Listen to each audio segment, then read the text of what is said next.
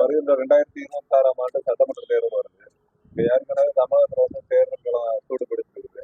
இப்ப விஜய் புதுசா கட்சி ஆரம்பிச்சு ஒரு திருப்பு முனையை ஏற்படுத்த அப்படின்னு சொல்லியிருக்கிறாரு. இது தமிழகத்தில் உங்களுக்கு வணிகர்களுடைய நிலைப்பாடு இல்ல. அதாவது நடிகர்கள் நிறைய பேரு அரசியல் கட்சி ஆரம்பிச்சிருக்காங்க. இன்னைக்கு பாத்தீங்கன்னா மறைந்த முன்னாள் முதலமைச்சர் எம்ஜிஆர் காலம் என்பது வேறாக இருந்தது.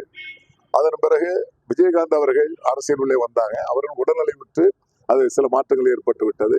அப்புறம் ரஜினிகாந்த் வர்றாரு சொன்னாங்க. இப்படி இவர் வந்திருக்கிறார் புதிதாக. இவர் எந்த அளவுக்கு மக்களோடு ஈர்ப்பு தன்மையோடு இறங்கி வருவார் என்ற சந்தேகம் எல்லோருக்கும் இருக்கிறது. திரைப்படம் நட்சத்திரம் போன்று பேசுவதை விட்டுவிட்டு நாட்டுக்கு என்ன நன்மை செய்ய வேண்டும், என்ன செய்யப்படுத்தலாம், மத்திய அரசு என்ன சட்டம் எதிராக போடுகிறது, மாநில அரசு என்ன சட்டம் எதிராக போடுகிறது என்பதை மாநாட்டிலே பேசியிருந்தால் வரவேற்கக்கூடிய விஷயமாக இருக்கும். ஆனால் எப்படி நடத்துவார் என்பது மக்கள் பார்வையில் இருக்கிறது. குறிப்பாக இது ஒரு மாயமொழியும் இருந்துவிடக் கூடாது.